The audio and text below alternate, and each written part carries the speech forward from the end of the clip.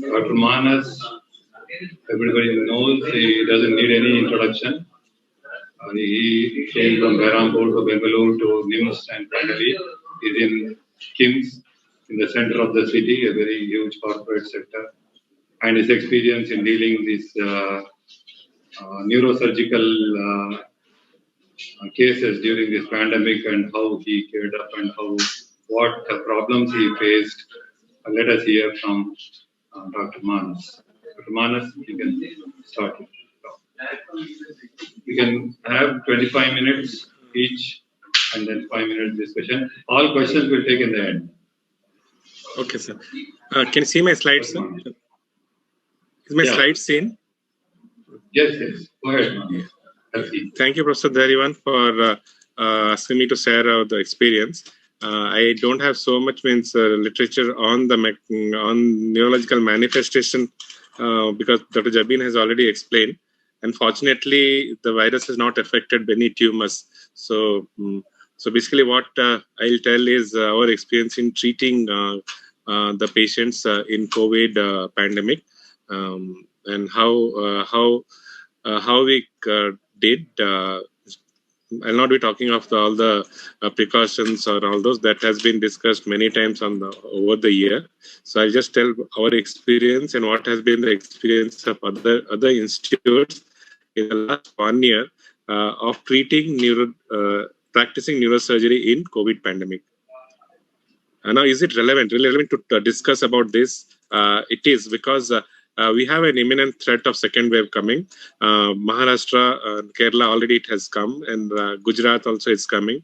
So we should learn what in the last year what we have done. We should not have a second lockdown like last year. Because we know the side effect of lockdown, not only economy, but also a lot of patients who are non-COVID patients, they are affected. And they don't die of COVID, but they die of the non-COVID disease. So we should be prepared that we should how to live with COVID, even if there is a second wave, from the things what we have learned last year. Earliest information when COVID was declared pandemic in March 2020. In April, this paper came from China, where they operated 34 patients during the incubation period of COVID-19, and they had a mortality of 20% in surgery. And this paper came in again May 2020, when they operated on 64 COVID-19 patients, and the perioperative mortality was 27.5%. These things actually led to the concept that one should not operate COVID patients. I saw Dr. Jabin presenting one case of thrombolysis, and which had an infarct, and then for neurosurgery they had to be shifted to Gandhi Hospital, because at that time the concept was it has to be treated at one center, the surgery, and it should not be done at all places. And this paper came in similar time in May-June, where they analyzed 1,100 patients who were operated, and out of that elective surgery, the elective surgery was done in 280 patients, and emergency surgery was done in 835 patients. They are all COVID patients from international study from multiple institutes, and in elective surgery the mortality was 18%, and in emergency surgery the mortality was 25%. But then one has to understand that even if a non-COVID patient's emergency surgery, the mortality was 16%. So it only increased the mortality by 8% in emergency situation. Though elective surgeries one can postpone and avoid this 18% mortality, but then in emergency it has only increased 8%. So it's not a huge change in mortality that one should avoid emergency surgery if a patient has a COVID. Issues at that time was non-availability of testing methods because it was not available easily, and lack of infrastructure to cater COVID positive patients having neurosurgical problems, because having PPE was expensive and it was not available easily to all hospitals had not geared up to treat this kind of patients.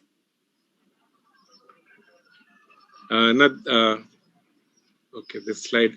Now, this paper came, is it essential that we should operate COVID patients in during the COVID pandemic, having known that the mortality is almost 20 to 28%. So this was a survey from 96 countries, and this came in Neurology India, where 50% of government hospitals they stopped elective surgeries, and 60% of private practitioners they stopped elective surgery. But then what happened due to that? Due to that, a lot of non-COVID patients had to suffer, and because of the government rule that one should stop elective surgeries, there are a lot of demand from the public to let out the lockdown to have the critical patients being treated at all hospitals, both at government and private.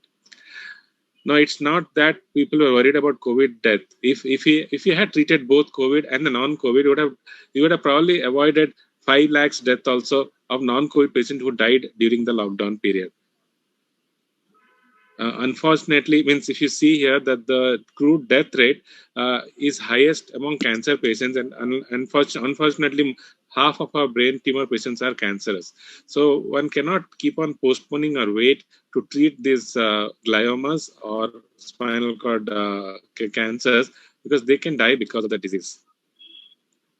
You cannot keep on postponing these non-COVID patients, especially a cancer patient. So what we should do, we continue to treat emergency and semi-emergency cranial cases and suspected malignancy cases in brain and spine. And in degenerative spine cases, we postponed, but then patients who had a neurodeficit, we treated. So this is the data we took out from 2018, 19, and 20. In 2000, and taking the data from April to September. Though if you look at it, there's a 30% drop. We used to do 900 cases in the previous year, but we did 600 cases because there was no road traffic accident, and we postponed all our elective cases. But then a lot of emergency, semi-emergency, we had to do almost 600 cases. So I'll be telling our experience in treating this 600 cases during the peak of the COVID pandemic. What we followed the protocol was whether the patient had a clinical symptom of COVID, whether RT-PCR could be done or not, because in emergency situation it could not be done, and many times it was not available, and at that time we used to take 24 to 48 hours to get a result, because in the state we had only 1 or 2 centers which can do it, and we did CT chest. So depending on these 3 symptoms, we developed a scoring system, and which we followed in the institute. The scoring, okay, the scoring, depending on the scoring, we gave point of 0, 1, 2, 3, and 0 to 1 was taken as a high risk. I'll just take a minute to.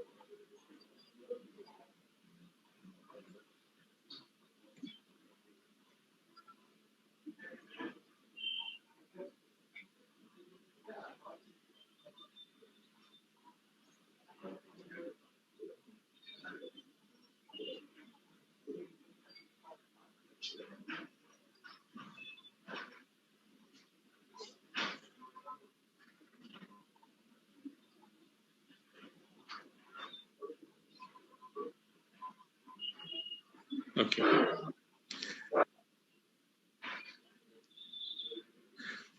So can you see the slide now, sir? Is the scoring system seen? Yes. Yes. Yeah. So for when patient had a symptom, we had 0 score. Is a symptom no symptom 0, and symptom was taken as 1. If COVID was positive, it was taken as 2, and if it was indeterminate, or then it was taken as 1. and CT scan, if it was positive, was taken at 2, and if it was normal, it was taken at 0, and indeterminate was taken as 1. Depending on that, we classified our patients into 3 groups. 0 was taken as the low risk, 1 to 2 was high risk, and more than 3 was taken as very high risk. And if the patient had a low risk, we followed the standard protocol, what we did for our HIV cases or HBsAg cases in the pre-COVID era. But if the patient has a high or very high risk, we use the single piece biological protection unit suit and surgical gown, which is recommended for the COVID patients. So most of our cases were done with the standard protocol. We didn't have to use the biological protection for many of the cases. And this was the protocol we followed, that if it's a COVID positive and it's elective case, we postponed and did the surgery after 2 weeks once they become COVID negative. And if it's a high risk case, but it needs emergency, we took with all protection. The only thing we had done is, if it's a pituitary tumor, the people recommended that one has to avoid transnasal surgery to do transcranial, as the chances of infection to or the cross contamination to the healthcare workers was more. But we still did a transnasal surgery with precautions, and I'll tell our experience with following that method. While doing any transnasal pre and post-op preparation, we use the barrier method to avoid infection to the healthcare personnel. So this is what we published last year with our endoscopic transnasal skull-base surgeries. Over that time period from March to June, we had 318 non-COVID cases operated. Out of that, 4 of them post-operative developed COVID. And out of 4 cases, we lost 1 patient and 3 recovered with a prolonged hospitalization stay. So the results was not so bad, but then 3 of them developed post-operative, and whether it is they acquired in the hospital because of contamination, or we are not sure, or because we did not do a 2 test. Many institutes like SGP Chandigarh, they do 2 tests. We had followed only 1 RT-PCR test pre-operatively. Now, from April to December 2020, we did almost 1,000 cases non-COVID which were tested before. But in the past 5 months, we did not have any cases which were post-operatively had COVID. That probably tells that the way of testing COVID, people initially had probably learning how to do it properly. So our sensitivity of testing was better. So we did not have any increasing number of cases of new COVID positive case after surgery. The similar experience was reported from US, where initially they also had post-operative COVID cases, but over a period of time, the post-op COVID positive cases were nil, like our experience. Now, this was a paper published in December 2020 from All India Institute. In the peak period of COVID from March to June, they have treated 170 patients of surgery, and out of that, 3 of them, like our cases, turned out to be COVID positive after surgery. But then they have not mentioned what has happened to the 3 patients after surgery. But for us, out of 4, 1, we had a mortality. So that the cumulative incidence of delayed positivity rate is almost 1.76 per 100 operated cases. But that was before June. But with the present status, the positivity rate has significantly come down if it's negative before surgery. We had 5 patients in the last 1 year who were positive when we did elective screening for surgery. And 4 of them were asymptomatic and 1 had mild symptom. All the 5 patients were planned surgery after 2 weeks once we got a COVID negative report. This is one case with a posterior fossa 9-year-old female child who had large posterior fossa tumor without hydrocephalus, and that turned out to be COVID positive. We explained the patient that this is like a semi-emergency, and we'd like to operate taking all precautions. But patient said that they can afford neurosurgery treatment, but they cannot afford the COVID treatment because we have to treat the COVID simultaneously along with the neurosurgery. So he preferred to get COVID treatment in a different hospital, back at the different hospital, and then once he became negative, came back and had the surgery done after 2 weeks.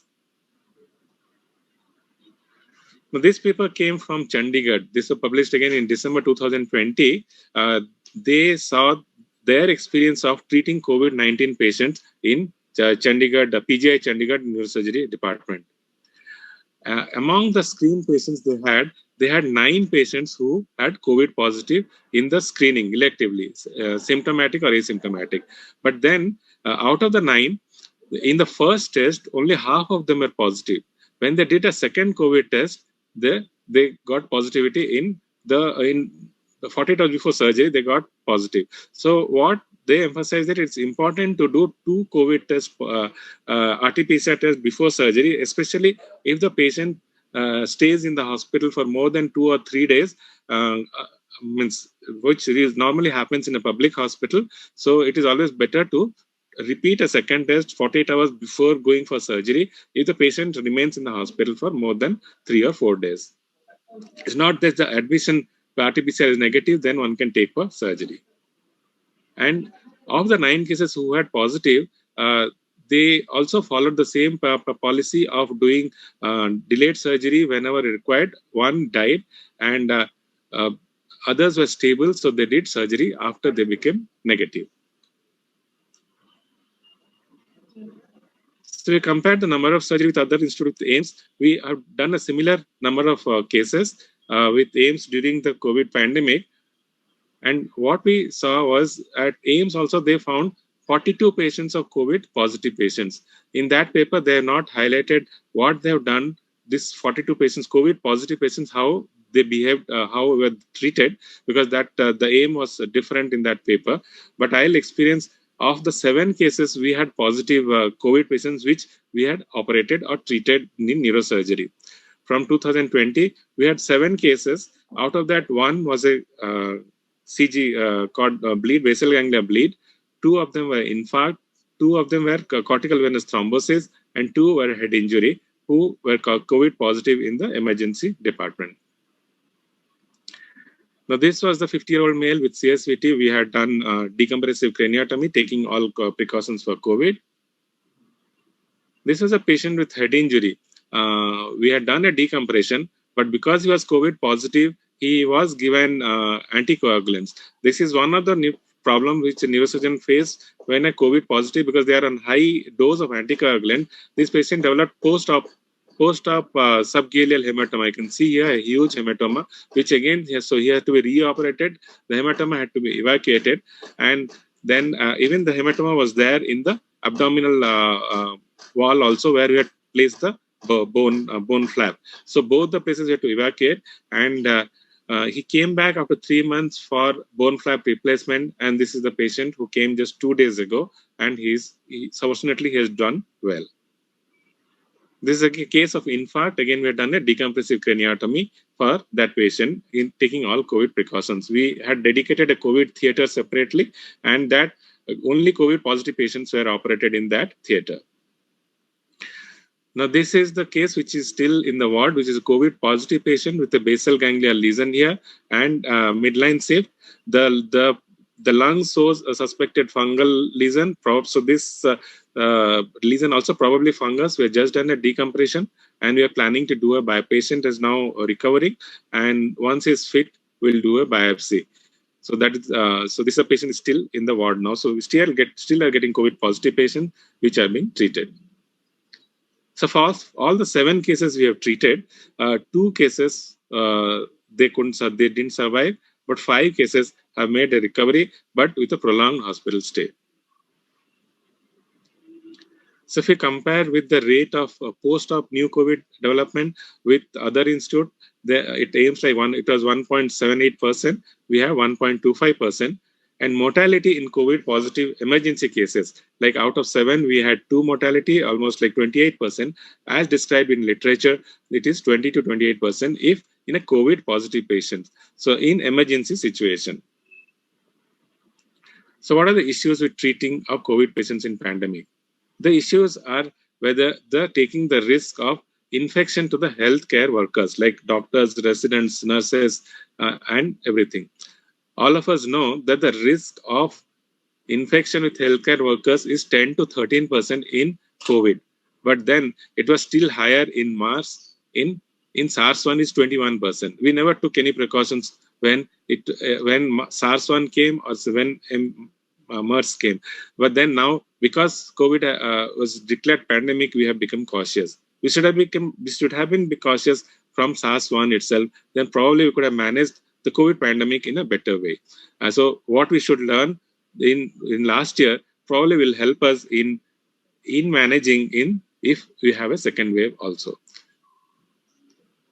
So 10 to 13%. So we are not spared from not suffering from COVID. So we have 15 neurosurgeons in our department, 12 staff nurse, 13 technician and ward staff. And fortunately, we had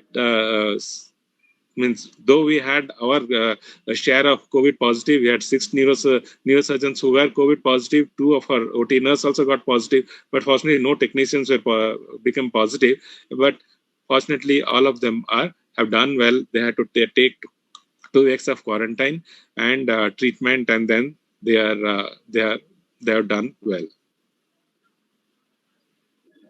So how has COVID changed our practice? It has changed how to from OPD screening to do teleconsultations and try to avoid elective surgery as possible, but then do not avoid emergency surgery.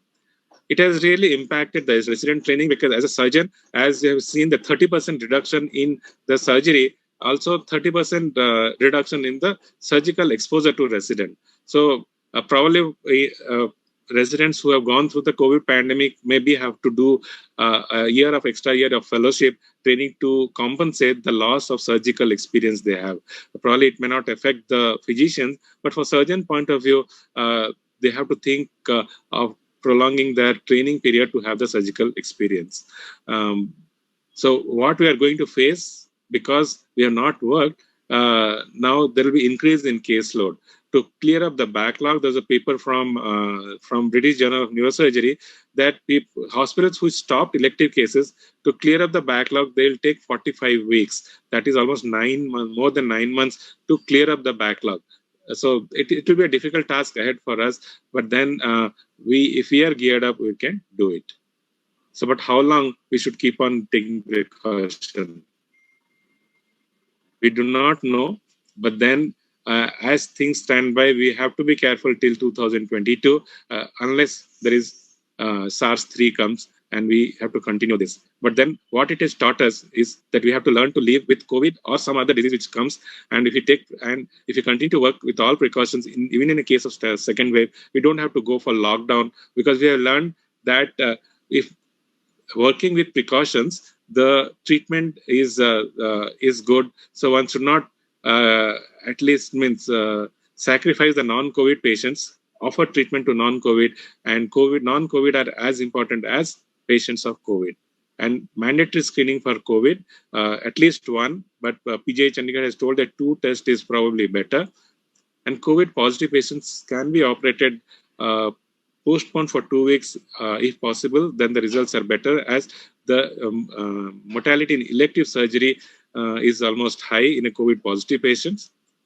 And in emergency situation, one should not be afraid, because there is only 8% increase in mortality, and the benefit is more than the 8% mortality. So in emergency, if it's a COVID positive, one has to operate. In elective, one can postpone for 2 weeks, and it's mandatory to do a COVID testing.